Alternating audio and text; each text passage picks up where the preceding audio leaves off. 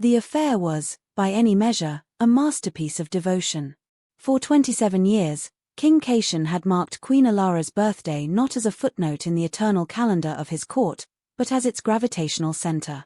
Each year, the celebration grew more magnificent, a testament not only to his power but to his peculiar, enduring fascination with her mortality.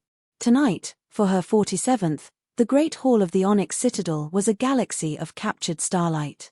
Thousands of candles floated in the vaulted dark above, their flames reflected in the polished obsidian floor until it seemed they were all dining in the heart of a midnight sky. The air was thick with the scent of winter roses and spiced wine, a heady perfume that clung to the velvet draperies and the furs of the assembled noble houses. Alara sat at the high table, a throne of carved ironwood at her back, Caitian a solid, cool presence at her side. The fine wool of her gown, the color of clotted cream, was a soft weight against her skin. On her throat lay the serpent's tear, a diamond so flawless it seemed to drink the candlelight and breathe it back as pure, cold fire. It had been his first gift to her, all those years ago. A king's promise. Her fingers, a cartographer's map of fine lines that he had once claimed to love, rested on the stem of her goblet. The wine within, a deep, blood-dark vintage, trembled with the faint tremor of the musician's strings. She felt the familiar, pleasant hum of the evening settle over her, the weight of his arm resting on the back of her chair a comforting pressure. She was seen. She was cherished. This was the story they had written together, a human queen in a court of immortals, a paradox held in place by the sheer force of a king's will. She watched the faces in the hall. Lord Valerus, with his chiseled, ancient face, raising a glass in a gesture of cool respect. Lady Serafina, her beauty a sharp, cruel thing, offering a smile that never quite reached her predatory eyes. They were a parliament of predators, sleek and beautiful and utterly lethal, and for 2.5 decades, they had bent the knee to her. To Alara, the woman from a forgotten village, whose only power was the love of their king. She had learned their language of silences, their intricate dances of power and obligation.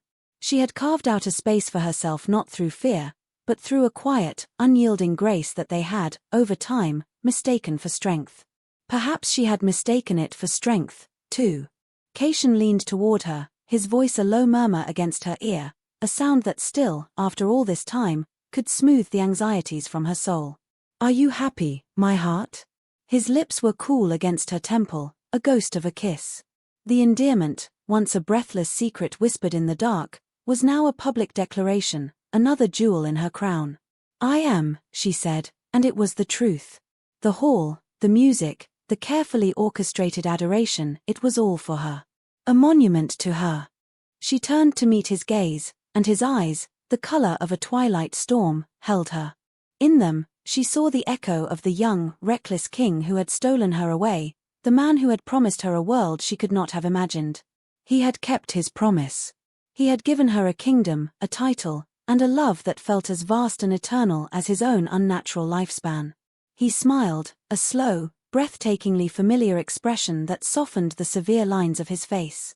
It was a smile meant only for her, a secret language in a room full of watchers. He squeezed her shoulder gently, a gesture of possession and affection so intertwined she had long ago stopped trying to separate them. Then he stood. The motion was fluid, commanding. A king rising. Instantly, a hush fell over the great hall. The music faltered, the strings dying in a mournful sigh. The chatter ceased. Every face, from the lowest-born vampire fledgling to the most ancient of his council, turned toward the throne. 1,000 pairs of predatory eyes, fixed on him. And on her. The silence was absolute, a heavy velvet blanket smothering all sound. It was the silence of anticipation, the collective held breath of a court that lived and died by its monarch's whims. Caitian's hand left her shoulder, and she felt the absence like a sudden chill. He raised his own goblet, the crimson wine catching the light like a liquid ruby. His voice, when he spoke, filled the cavernous space effortlessly. It was a voice forged over centuries, imbued with power and a resonance that could soothe a rebellion or declare a war. Tonight, he began, his gaze sweeping the hall before returning, finally, to settle on her, "We celebrate a miracle. We celebrate my queen." A murmur of assent rippled through the crowd. He let it build, then quieted it with a subtle lift of his hand. For 27 years, Elara has been the heart of this court. She has brought a warmth this citadel had not known in 1,000 winters. Her wisdom and her grace have been a gift to us all. He paused, and his eyes softened with what looked, to all the world, like genuine, profound love. Elara felt a blush rise to her cheeks, a foolishly human reaction. She lowered her gaze to the table, to the intricate patterns carved into the dark wood, feeling the weight of every stare in the room. This was more than his usual tribute. There was a gravity to his words tonight, a sense of occasion that felt different. Final. Her life, he continued, his voice dropping into a more intimate register, though it still carried to the farthest corner, is a precious, fleeting thing. A reminder of the beauty that can be found in fragility. He looked directly at her now, and her heart gave a painful throb. She knew he meant it as a compliment, the highest one he could conceive.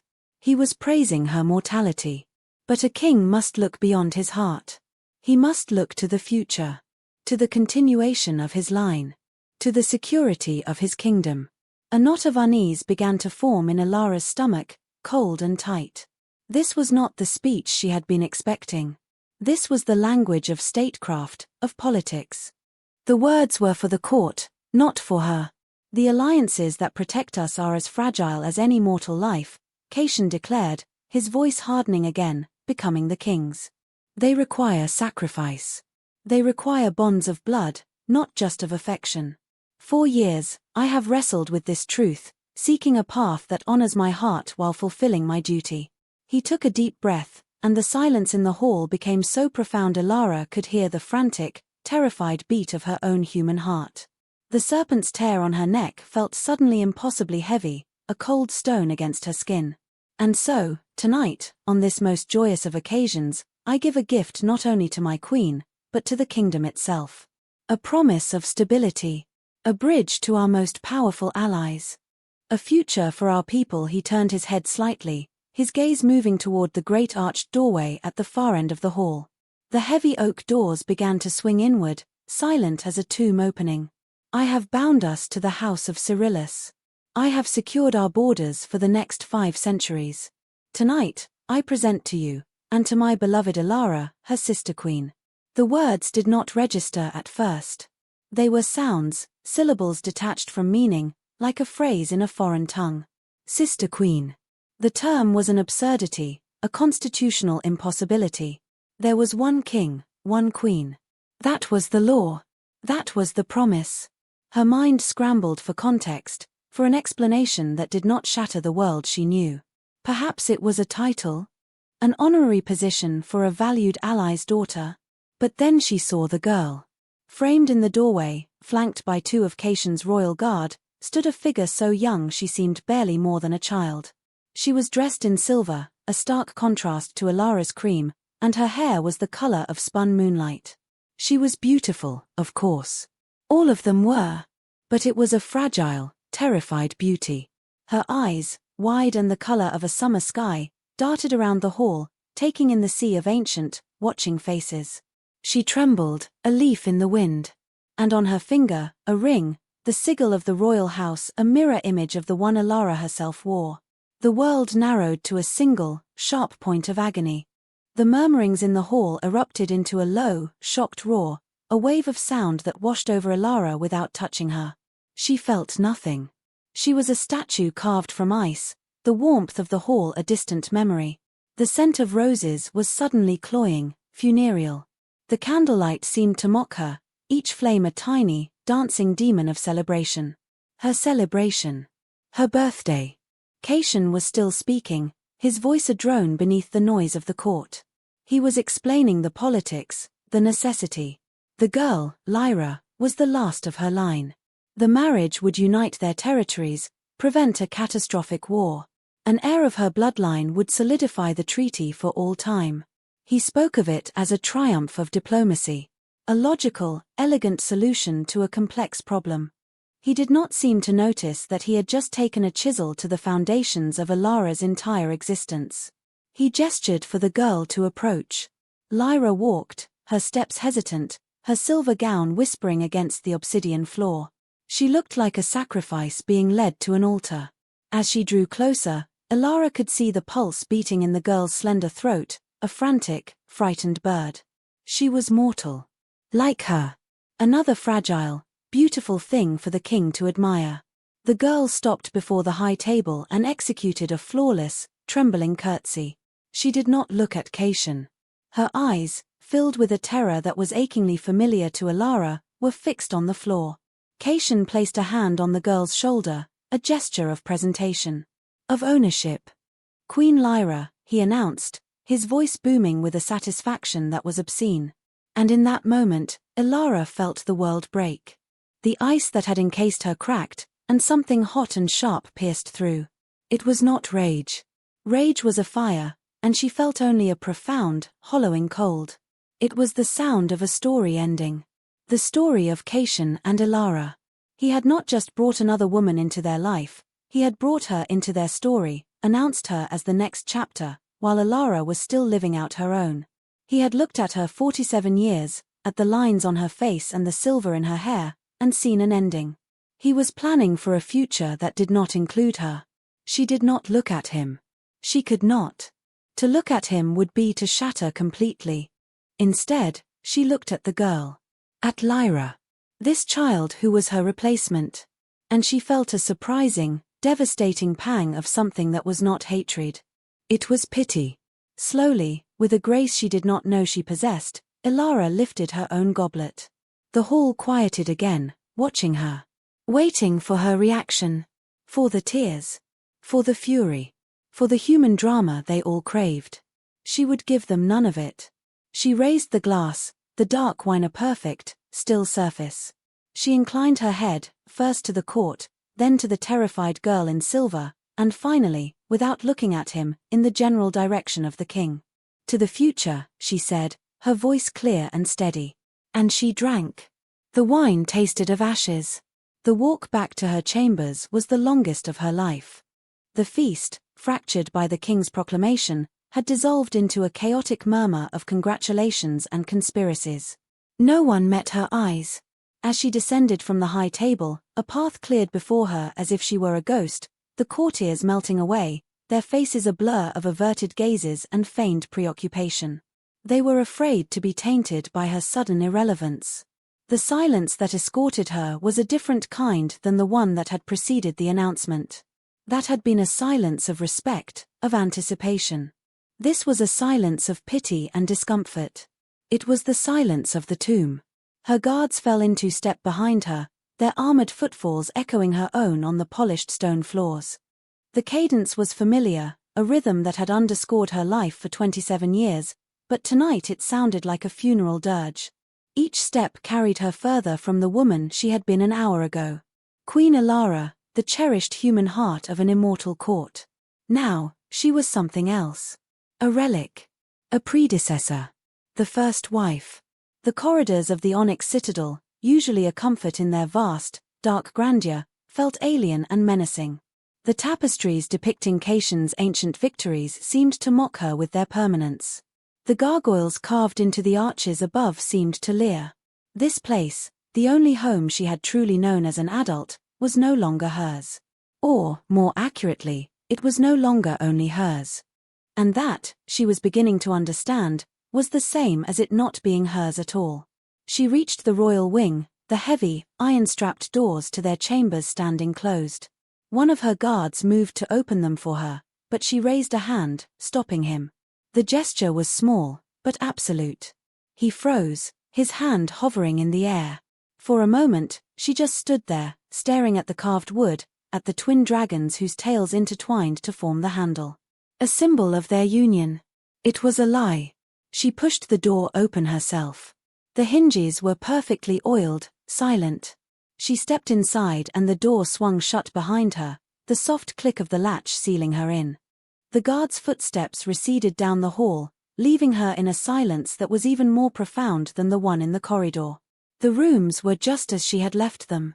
A fire crackled in the hearth, casting a warm, dancing light over the chamber. The massive bed, draped in furs and velvet, was turned down for the night.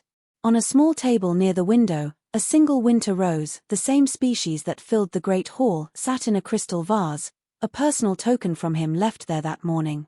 Everything was a testament to their shared life, to an intimacy she had believed was inviolable. Now, each familiar object was an accusation. The books stacked on her nightstand, the shawl she had left draped over a chair, the very air, which held the faint, unique scent of him, sandalwood and cold night air, it was all part of a life that had just been declared insufficient. She walked to the immense, arched window that overlooked the sleeping city below. The lights of the mortal quarters were a faint sprinkle of gold against the darkness, a world away. She had stood at this window 1,000 times, often with his arms around her, his chin resting on her head. He had loved showing her the scope of his domain, the kingdom he protected. Our kingdom, he would say. She now understood the unspoken caveat, for as long as you are useful to it. Her reflection stared back at her from the dark glass. She saw a woman poised on the edge of middle age. The candlelight was kind, but it could not hide the fine lines around her eyes, the subtle loosening of the skin along her jaw, the threads of silver woven into her dark hair. She had always seen these changes as marks of a life lived, of years spent loving and being loved. Caitian had traced them with his fingers, called them beautiful. He had lied. Or, worse, he had believed it, until he hadn't. He had looked at this face, her face, and seen the march of time not as a shared journey, but as a political liability. The serpent's tear was a cold weight against her throat. With numb fingers, she reached up and unfastened the clasp. The diamond felt like a shard of ice in her palm. She set it down on the polished windowsill, the stone winking balefully in the firelight. A king's promise. Broken. Where was he?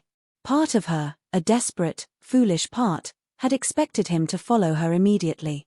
To rush after her, to explain, to hold her and tell her it was all some terrible misunderstanding. But the silence stretched. He was with his court. He was with his new prize. He was accepting their congratulations, cementing his brilliant political maneuver. He was a king first. She had always known that. She had simply never understood that it meant she would, eventually, come second. The minutes bled into an hour. The fire in the hearth burned lower, the logs collapsing into a soft bed of embers. The silence in the room grew heavier, more absolute. It was the silence of abandonment. She did not cry. The shock had frozen her tears, leaving behind a clarity that was as sharp and cold as a shard of glass. She saw everything now. She saw the 27 years not as a romance, but as a contract. She had provided him with companionship, with a performance of humanity that softened his monstrous image. In return, he had given her luxury, protection, and a counterfeit of love. And now, her part of the bargain was fulfilled. Her age, her mortality, had rendered her obsolete. She thought of the girl, Lyra. Barely 18, perhaps. Ripped from her home and family, a pawn in a game she didn't understand, married to a creature of immense power and unfathomable age. Ilara remembered her own terror, all those years ago. The awe and the fear. The slow process of learning to love a monster. She had succeeded. She had tamed him, or so she had thought. But you can never tame a king. You can only borrow his attention for a time. Lyra would have to learn that lesson, too. A quiet resolve began to crystallize in the cold emptiness of her chest. He had made his announcement before the entire kingdom. He had declared his intentions in the grandest, most public way possible. He had written her out of their future with a flourish. He expected her to accept this. To fade gracefully into the background, a dowager queen, a beloved relic he could visit when he felt sentimental. He expected her to stay. He had misjudged her. He had admired her fragility for so long, he had forgotten that anything that lives for 27 years in a court of predators must, by necessity, have a spine of iron. She would not stay. She would not be a ghost in her own life, watching him build a new one with a younger, more fertile version of herself. He had announced a new queen at her birthday feast. It was only fitting that she offer an announcement of her own. Not in a crowded hall, not with a king's pomp and circumstance. But it would be a statement nonetheless. A response. An ending of her own making. The door finally opened. The soft click of the latch was unnaturally loud in the silent room. Ilara did not turn from the window. She watched his reflection approach hers in the dark glass, a tall, powerful silhouette against the firelight. He stopped a few feet behind her, his presence a familiar weight in the air. For a long moment, he said nothing, and she knew he was reading the room, reading the rigid line of her back, the placement of the diamond on the sill. He was assessing the damage. Ilara, his voice was soft, cautious. It was the voice he used when approaching a frightened animal. It was not the voice of a husband coming to his wife. She remained silent, her gaze fixed on the distant city lights. Let him break the silence. He had shattered it, after all. I know you are angry, he began, his tone reasonable, patient. As if explaining a complex theorem to a slow student. This was abrupt. I did not wish for you to learn of it in such a public manner, but the Cyrillus emissaries insisted. It was part of the treaty. So, her humiliation was a footnote in a political negotiation. A bargaining chip. The coldness inside her intensified, burning away any lingering softness. She finally turned, slowly, to face him. She kept her expression neutral, a queen's mask she had perfected over decades. She would not give him the satisfaction of her tears or her rage. You wished I had learned of it in private, she asked, her voice quiet, devoid of inflection. So you could what? Explain it to me gently. Convince me of its necessity before I had a chance to object. He seemed taken aback by her composure. He had clearly expected hysterics. So I could make you understand, he corrected, taking a step closer. He looked earnest, his handsome face etched with a sincere desire to be understood. It was this that was the most infuriating thing about him, his absolute conviction in his own righteousness. Ilara, this changes nothing between us. A laugh, sharp and brittle, escaped her before she could stop it. Nothing, she repeated, the word dripping with an irony that was lost on him. You have just installed another woman in my home, in my life, in my very title, and you believe it changes nothing? Lyra is a political necessity, he insisted, his voice laced with frustration. He was not accustomed to being questioned. The alliance with the House of Cyrillus guarantees peace on our northern border for centuries. Centuries, Ilara. It will save thousands of lives, both mortal and immortal. Her presence here is a symbol of that peace. And yes, one day, an heir from her line will secure it for millennia. It is a matter of statecraft. It has nothing to do with you and I. It has everything to do with us, she said, her voice still dangerously calm. Was I not your queen? Is this not my home? You are. It is, he exclaimed, spreading his hands in a gesture of exasperation. You are my first queen. My heart. The queen of my soul. Lyra is the queen of the state. A necessary formality. Can you not see the difference? He truly believed it. In his ancient, pragmatic mind, he had compartmentalized his world. Love was here, duty was there. He could not comprehend that for her, a mortal woman with one life to live, they were inextricably, devastatingly intertwined. He was asking her to accept a divided heart, a divided life, as if it were a perfectly reasonable arrangement. And what am I to do? She asked, the question a piece of ice. Am I to welcome her? Teach her how to please you? Show her which of the servants can be trusted and which wines you prefer with your meals? The word caught in her throat. Am I to sit with her at council meetings, a living relic of your romantic past while she represents your political future? I would expect you to show her grace, he said, his tone shifting, a hint of the king's command bleeding through. She is a frightened child, Ilara. She is as much a victim of this arrangement as anyone. Do not, she whispered, and for the first time, a tremor of fury entered her voice, compare me to her. She has a future in this castle. You have just shown me, in front of your entire court, that I do not. He sighed, a sound of deep weariness, and ran a hand through his dark hair. You are twisting my words. My actions. I did this to protect the kingdom. To protect you. A stable kingdom is a safe kingdom. You are safer now than you were yesterday. It was the ultimate arrogance. He had broken her heart to keep her safe. He had destroyed her world and called it a gift. The gap between them was no longer a space that could be crossed by words or touch. It was a chasm, centuries wide, carved by the fundamental difference in their natures. He saw time as an endless ocean, she saw it as a river, and she was nearing the sea. He was planning for an eternity she would never share. "I understand," she said, and the quiet finality in her voice finally seemed to penetrate his armor of self-justification. He looked at her, truly looked at her, a flicker of uncertainty in his stormy eyes. "You do?" he asked, a hopeful note in his voice. "Yes," she said. "You are a king. And a king does what he must. You have made your choice." She walked past him, toward the dressing room. He did not try to stop her. He watched her go, a frown creasing his brow, sensing a shift in the current but not understanding its direction or its depth. He thought he had weathered the storm. He thought that with time, she would acquiesce. He thought this was a conversation, an argument. He did not understand that it was a farewell. She had listened to his logic, his justifications, his earnest, heartfelt, world-shattering pronouncements. And in the quiet spaces between his words, she had made a decision. He had announced his future. Now, she would begin to build hers. Dawn was a promise whispered on the eastern horizon, a faint blush of gray against the deep indigo of the receding night. The onyx citadel was quiet, steeped in the heavy silence that precedes the day.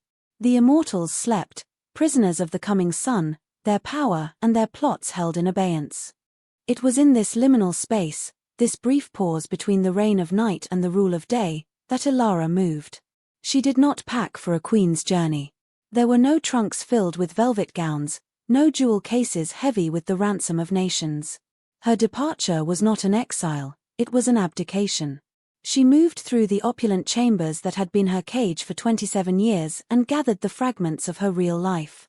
From a locked drawer in her writing desk, she took a small, leather-bound volume of mortal poetry. Its spine was cracked, the pages softened by countless readings. It had been a gift from her father, the last thing he had given her before Caitian had swept her into his world. She ran her thumb over the worn cover, the scent of old paper and ink a ghost from another lifetime. Beside it lay a single, pressed snowdrop, preserved between sheets of waxed paper.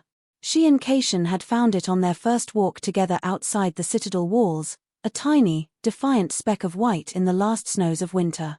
He had called it a symbol of her. Fragile, but tenacious. A lifetime ago.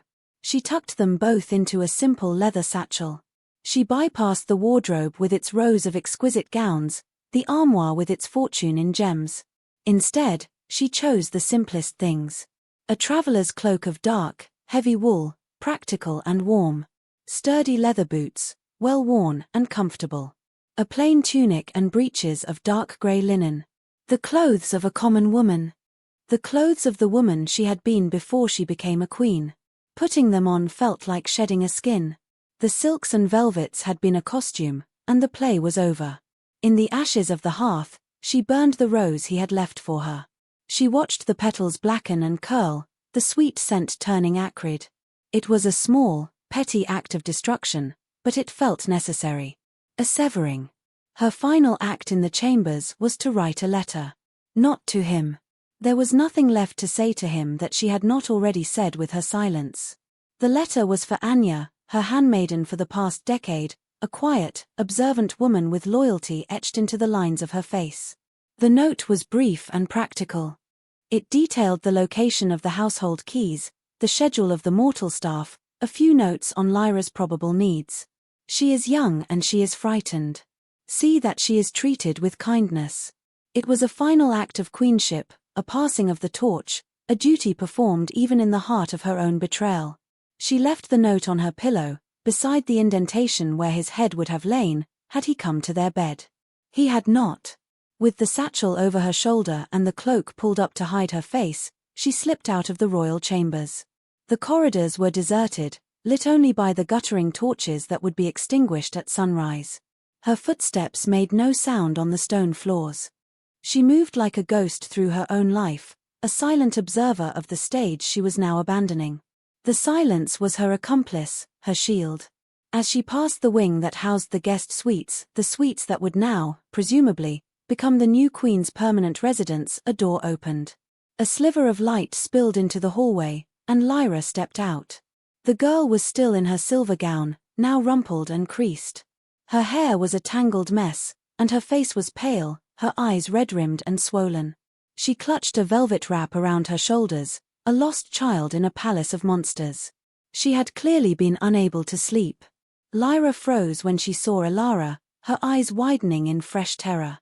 She looked like a deer cornered by a wolf. She opened her mouth, then closed it, a small, pathetic sound dying in her throat. Elara stopped. Every instinct screamed at her to keep walking, to ignore the girl and continue on her path to freedom. But she looked at Lyra's terrified face, at the sheer, overwhelming loneliness radiating from her, and saw not a rival, but a mirror. A reflection of herself, 27 years younger. "You are awake early," Elara said, her voice soft, not unkind. Lyra flinched at the sound, then gave a jerky, aborted curtsy. Your Majesty," she stammered. I could not sleep." "Nor I," Elara replied. A heavy silence fell between them, thick with all the things that could not be said. The girl stood there, trembling, waiting for the blow to fall. For the older queen's rage, her jealousy, her hatred. "I am sorry," Lyra whispered, the words a barely audible breath. Tears welled in her sky-blue eyes and began to trace paths down her pale cheeks. "I did not want this. My father, the treaty. I had no choice." "No," Elara said, her voice holding a strange, weary tenderness. "No, you did not. We are rarely given a choice in these matters." She looked at the girl, truly looked at her, and saw the cage being built around her, the same gilded cage Elara was now escaping. "A piece of advice, Lyra." The girl looked up, her expression a mixture of fear and desperate hope. "Do not try to understand him," Elara said quietly. "You cannot. His heart beats to a rhythm that is 1,000 years old. It is not a failing in you that you will not be able to decipher it. It is simply a fact of his nature." She paused, the words costing her more than she expected. "He will tell you that he loves you. He will believe it. But his love is a collector's love. He cherishes beautiful, fragile things. He puts them on display. He does not understand that they need to breathe." Lyra stared at her, the tears forgotten, her expression one of dawning, horrified comprehension. "Your only hope," Elara continued, her voice dropping even lower, "is to make him see you. Not the symbol, not the treaty, not the pretty mortal girl. You. If you can do that, you may find a kind of happiness here. If you cannot," she let the sentence hang in the air, unfinished. "Learn to build a world for yourself within these walls. A place he cannot touch." She had said too much. She had given away a piece of her own pain, a shard of her hard-won wisdom. It was a gift she hadn't intended to give. She pulled her cloak tighter around herself. "Go back to your room, child," she said, her voice once again that of a queen. "Try to sleep. The days here are long and quiet. You will need your strength for the nights." Without another word, she turned and continued down the corridor, leaving the new queen standing alone in the hallway, a silver statue weeping in the dying torchlight. The encounter had not brought her peace, but it had clarified her purpose. She was not just running from a broken heart. She was running towards a life where she was more than a beautiful, fragile thing. The great gate of the Onyx Citadel was a colossal structure of iron and obsidian, designed to repel armies. As the sky began to lighten from black to a deep, bruised purple, Elara approached it. The two guards on duty, young fledglings from a minor house, straightened as she emerged from the shadows. Their expressions were a mixture of confusion and alarm. They had seen her at the feast. They knew who she was, and they knew what had happened. "Your Majesty," one of them said, his voice rough with sleep and surprise. "It is not yet dawn. The gates are sealed until sunrise." "Open them," Elara said. It was not a request. Her voice was calm, but it carried the weight of 27 years of command. She did not raise her voice, she did not need to. For this one last moment, she was still their queen. The guards exchanged a nervous glance. "But, Your Majesty, the king's orders are absolute. No one enters or leaves during the dark hours. It is for the safety of the city." I am aware of the king's orders, she replied, her gaze steady and unwavering. I am giving you a new one. I am leaving. The finality of the statement hung in the cold air between them. Leaving. Not going for a ride, not visiting the city. Leaving. The word was an act of rebellion. It was treason, spoken quietly. We cannot, Your Majesty, the second guard stammered, his hand tightening on the hilt of his sword.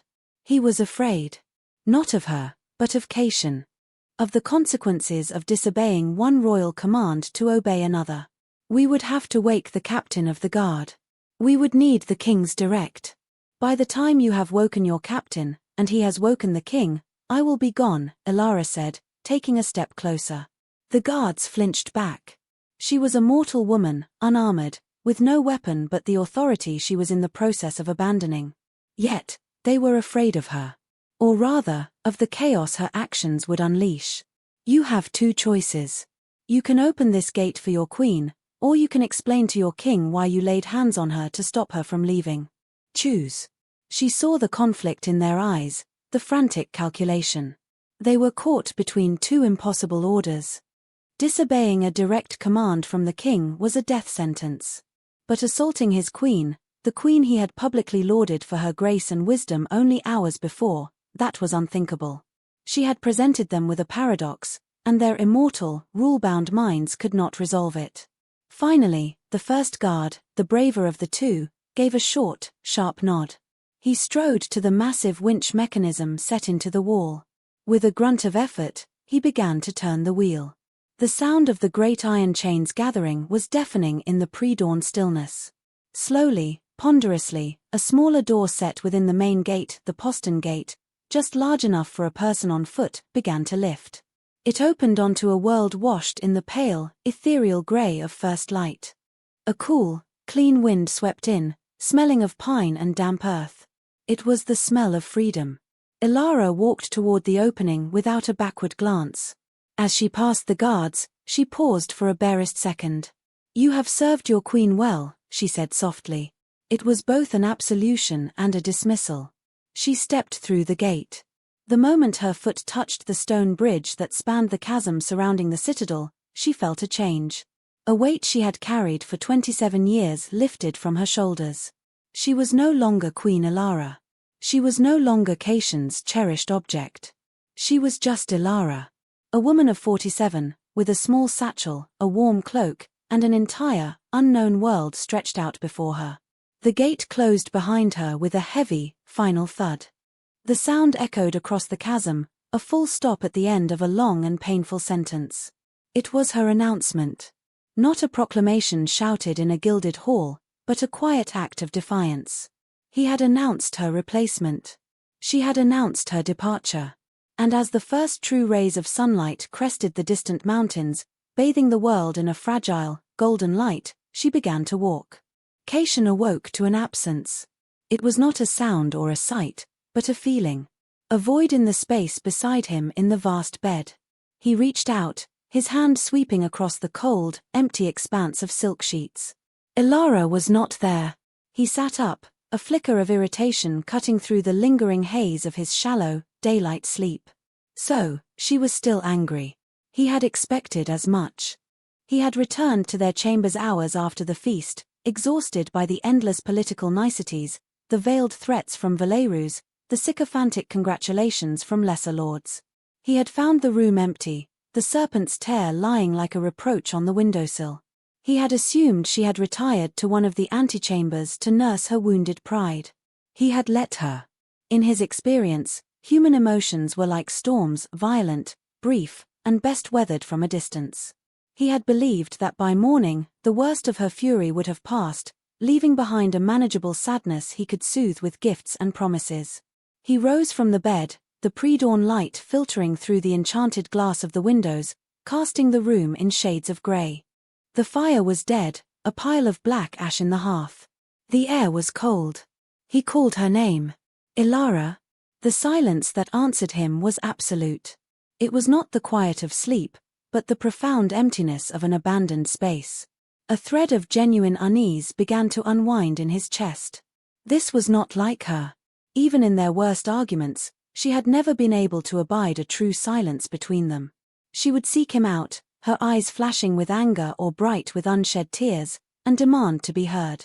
He saw the folded note on her pillow. Relief washed over him. A note. Words. The beginning of a negotiation. He picked it up, expecting a torrent of recrimination, a list of her grievances. But the note was not for him. It was addressed to Anya, her handmaiden. His brow furrowed in confusion. He unfolded it. The script was Alara's familiar, elegant hand, but the words were stark, impersonal. They were instructions. The keys are in the top right drawer of the writing desk. See that the mortal staff are paid their weekly wages. The girl, Lyra, will need guidance. Be kind. He read the words again. And again. They were the words of someone settling their affairs. The words of someone who was not coming back. The cold unease in his chest sharpened into something that felt alarmingly like panic.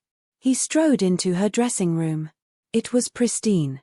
The rows of gowns hung untouched, the jewels sat cold in their cases. But the simple woolen cloak she favored for walking in the gardens was gone. Her sturdy boots were missing. He returned to the main chamber, his mind racing, trying to piece it together. The public announcement. Her unnatural calm. Her quiet, chilling statement, "You have made your choice." He had thought she meant she accepted it. He had mistaken her surrender for acquiescence. The staggering depth of his own arrogance struck him like a physical blow. Just then, a frantic pounding came at the chamber door. It was not the polite knock of a servant. It was the urgent summons of a crisis. "Enter," he roared, his voice raw. The door flew open and the captain of the guard, a grim-faced vampire named Lucian, burst in, foregoing all protocol. His face was pale, his eyes wide with a fear Caitian had never seen in him. "My king," Lucian breathed, bowing hastily. "The Queen." "What about the Queen?" Caitian demanded, his voice a low growl. "She is gone, sire." The words hung in the air, simple, devastating. "Gone where?" "Left the citadel. The guards at the great gate. They let her pass just before dawn." Lucian swallowed hard. "They said she gave the order. They said she was their queen." Caitian felt the floor drop out from under him. Gone. Not to another room. Not to the gardens. Gone. She had walked out of his life. He stared at Lucian, but he did not see him. He saw Alara's face at the feast, her expression a mask of perfect, serene grace as she lifted her goblet. To the future. It had not been a toast. It had been a warning. A farewell.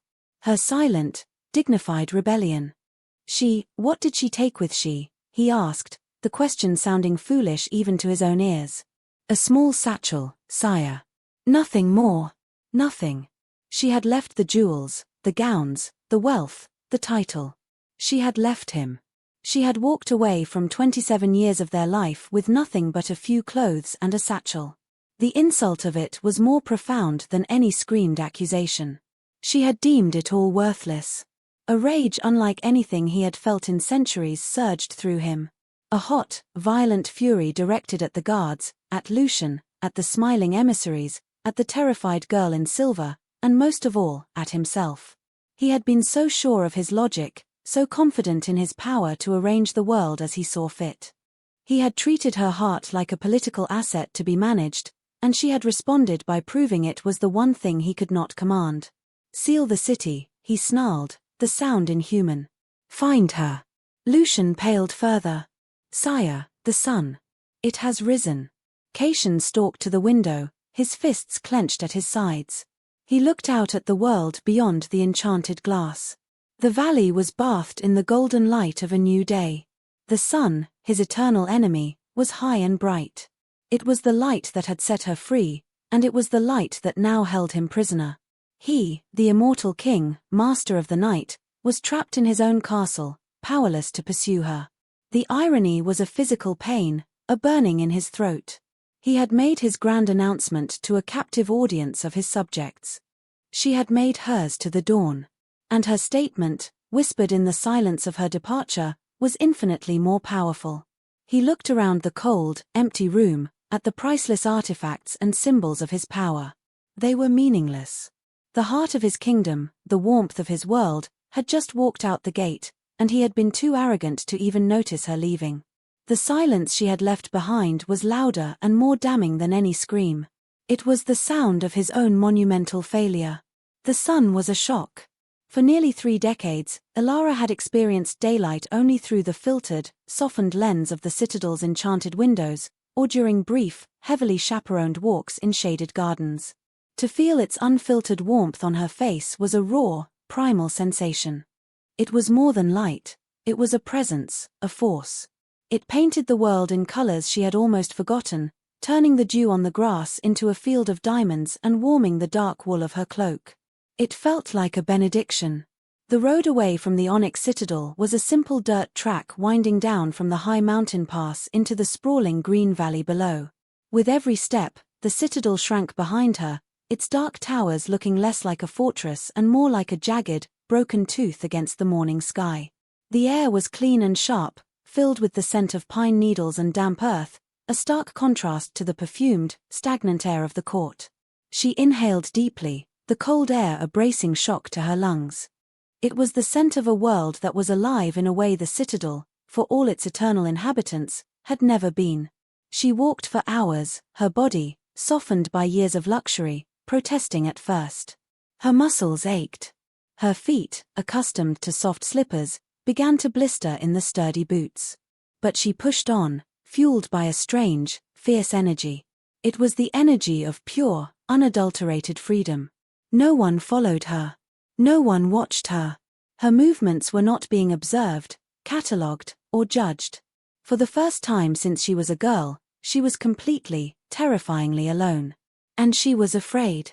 The world outside the gilded cage was vast and indifferent. She had no money, save for a few small coins she had sewn into the hem of her cloak years ago, a forgotten precaution from a time when she still remembered to be afraid. She had no destination. She had no skills, other than navigating the treacherous currents of courtly politics and managing a household of immortal servants. She was a queen with no kingdom, no subjects, no purpose. The thought was paralyzing. Who was she, if not Caitian's Elara? She stopped by a small, rushing stream to drink, cupping the icy water in her hands. As she knelt by the bank, she saw her reflection. Not in a polished silver mirror, but in the shifting, clear water. The face that looked back was a stranger's. It was the face of a woman of 47, flushed from exertion, her hair coming loose from its simple braid, strands of silver catching the sun like spun metal. There were worry lines on her brow and the faint tracks of sleeplessness beneath her eyes. It was a tired face. An aging face. A human face. And for the first time, looking at it, she felt no shame, no fear of its imperfections. It was simply her. The contents of her satchel were meager comfort. The book of poetry, the pressed flower. They were anchors to a past she had just severed. She considered leaving them behind, throwing them into the stream to be carried away. But she couldn't. They were not just memories of him, they were memories of herself. The girl who loved poetry, the young woman who saw beauty in a simple wildflower. She had to carry them, at least for a little while longer, to remember who she was before she had been remade in his image. By midday, the adrenaline had faded, replaced by a bone-deep weariness. She found a small clearing off the road, sheltered by ancient, moss-covered oaks, and sat down, her back against a trunk. The fear returned, a cold knot in her stomach. What now? She could walk until she reached a town or a village, but then what? Beg. She, who had commanded the wealth of a nation? The absurdity of her situation was overwhelming. She had traded a life of absolute luxury for absolute uncertainty. Had it been a mistake? A fit of prideful, self-destructive pique? A memory surfaced, unbidden. A conversation with Caitian, years ago. They had been looking at a tapestry depicting a mortal queen who had been overthrown. Her mistake, Caitian had said, his voice cool and analytical, was that her identity was entirely dependent on her crown. When she lost it, she had nothing left. She became a ghost. Was that her fate? To become a ghost, haunting the edges of the world? The thought chilled her more than the mountain air. No. She would not allow it. Her departure was not an end. It had to be a beginning. She had not left the citadel to disappear, she had left to find herself. She took a deep breath, forcing the panic down. She was not helpless. She was educated. She could read and write, skills not common in the rural villages. She knew herbs and remedies, a knowledge gleaned from the citadel's healers. She knew how to manage resources, how to organize, how to lead with a quiet word rather than a loud command. These were not the skills of a warrior or a mage, but they were skills nonetheless. They were the tools of survival. A small brown bird landed on a branch just above her head, tilting its head and regarding her with a bright, curious eye. It sang a few clear, sharp notes, then flew away. The simple, unburdened beauty of the moment pierced through her anxiety. The world was not just indifferent, it was also beautiful. It was full of small, living things that knew nothing of kings or queens or treaties. It was a world that existed entirely outside the suffocating drama of the Onyx Citadel. A new resolve settled over her, quieter but stronger than the fierce energy that had propelled her out of the gates. This was her new kingdom. Not the sprawling territories on Caitian's maps, but the small patch of sunlight she was sitting in. Her new duty was not to a nation, but to herself. To the tired, frightened, 47-year-old woman with the aching feet and the uncertain future. She got to her feet, her joints protesting. She brushed the leaves from her cloak and looked down the road, which disappeared into the green haze of the valley. She did not know what lay at the end of it. It could be hardship, loneliness, or an early grave. But it was her road. Her choice. For 27 years, her path had been paved for her with obsidian and velvet. This rough, uncertain dirt track was the first road she had chosen for herself. And as she took her first step onto it, she felt not the terror of the unknown, but the quiet, profound joy of a journey just beginning. 6 months. It was a blink of an eye to the inhabitants of the Onyx Citadel, but for Elara, it was a lifetime. She had followed the winding road down from the mountains, through the lush, green valleys of Caitian's domain, and beyond. She had walked until her boots were worn through and her feet were calloused and strong. She had traveled until the shadow of the citadel was no longer a weight on her soul but a distant, hazy memory. She found her way to a small, forgotten fishing village on the coast, a place called Saltwind. It was a cluster of stone cottages huddled against the relentless push of the sea, its air permanently tasting of salt and brine. The people were hardy and taciturn, their faces weathered by the sun and wind, their hands rough from mending nets and hauling catches. They were not interested in where she came from, they were interested in whether she could work. She told them her name was Elara, and that she was a widow from the interior whose husband's lands had been lost to border skirmishes. It was a simple, believable lie. Her fine speech and educated hands marked her as an outsider, but her willingness to work earned her a grudging acceptance. She found a room in the attic of the innkeeper's house, small and draughty, with a window that looked out over the churning grey sea. It was more hers than the opulent chambers in the citadel had ever been. Her days fell into a new rhythm, dictated not by court schedules but by the tides. She helped the innkeeper's wife, a bustling, no-nonsense woman named Maeve, with the mending and the bookkeeping. Her neat script and quick mind with figures were a marvel in a town where most could barely sign their own names. She learned to gut fish, her once soft hands growing rough and capable. She learned to read the sky for weather and the sea for its moods. She learned the names of the constellations, the true, unfiltered stars, not the pale imitations that had floated in the ceiling of the great hall. The work was hard, her body often ached with a weariness she had never known, but it was a clean, honest exhaustion. At night, she would fall into her narrow bed and sleep a deep, dreamless sleep, the sound of the waves a constant, soothing lullaby. Sometimes, in the quiet moments, the past would return. A certain slant of light at dusk would remind her of Caitian's eyes. The scent of wood smoke would evoke the hearth in their chambers. The memories were no longer sharp, agonizing shards of glass.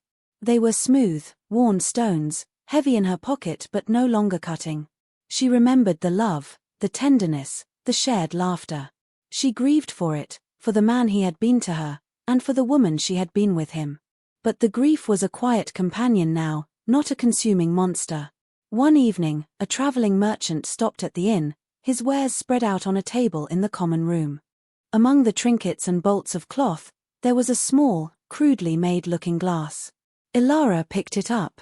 The glass was warped and uneven, her reflection a distorted, wavering image. She saw a woman she barely recognized. Her skin was tanned and weathered by the sun and wind. Her hair, now cut short for practicality, was more silver than black. Her hands, holding the mirror, were chapped and scarred. There were lines on her face she had never seen before, etched by squinting into the sun and by the simple act of living. She was no longer beautiful by the standards of the court.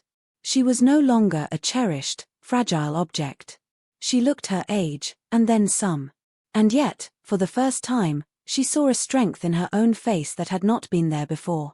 It was the strength of a woman who had survived. A woman who had walked away from a king and built a life from nothing. A woman who was entirely her own. She bought the mirror for 2 copper coins and hung it on the wall of her small room. As winter approached, the sea grew rougher, the winds colder. The fishing boats stayed in the harbor more often than not, and the men gathered in the inn's common room, drinking ale and telling stories. Ilara would sit by the fire, mending nets, listening to their tales of sea monsters and lost treasures. They were simple, fantastical stories, but they were real in a way the epic, blood-soaked histories of Kashan's court had never been. One night, a fisherman just returned from a trip to a larger port city further down the coast brought news. He spoke of the vampire king in the north, how there was talk of unrest in his kingdom. He said the king had taken a second, younger queen, but that the court was unsettled. The old noble houses were restive, and the king himself was said to have grown colder, more withdrawn. He mentioned, as a piece of strange gossip, that the king's first queen, a human woman, had vanished on the night the second was announced. Some said the new queen had had her killed. Others said she had simply withered away from a broken heart. Ilara listened, her needle pausing in its work. She felt a faint, distant pang for the kingdom she had left behind, for the man she had once loved. He was suffering. His perfect, logical solution had not brought him the stability he craved. It had brought him discord. He had broken the heart of his kingdom, and now it was failing him. There was a grim, tragic justice in it. But it was not her story anymore. She looked around the warm, firelit common room. She saw Maeve, her face creased in a smile as she listened to the fisherman's tale. She saw the men, their faces animated in the telling. She saw the simple, hard, real life she had built here. Later that night, in her small attic room, she stood before her little mirror. The wind howled outside, rattling the window frame. She looked at her own reflection, at the weathered face of the woman she had become. She was no longer Queen Ilara of the Onyx Citadel. She was Ilara of Saltwind. A woman who mended nets and kept accounts. A woman who was respected not for her beauty or her title, but for the strength in her hands and the quiet wisdom in her eyes. She thought of the young girl, Lyra, and hoped she had found a way to build a world for herself within those cold stone walls. She thought of Kashan, alone on his throne, surrounded by the consequences of his choices. A flicker of pity, faint as a dying ember, touched her heart. He had all the time in the world, and yet he did not know how to live. She had only a few years left, a decade, maybe 2 if she was lucky. But she was living every moment of it. She turned from the mirror and looked out the window at the dark, churning sea. The moon traced a silver path across the waves. It was the same moon that shone on the Onyx Citadel, on the king in his lonely grandeur. But here, it felt different. It was not a harbinger of the night he ruled. It was just the moon, beautiful and remote, illuminating a world of infinite possibility. She had not withered away. She had not become a ghost. She had been reborn. And as the sound of the sea filled the silence, she felt a profound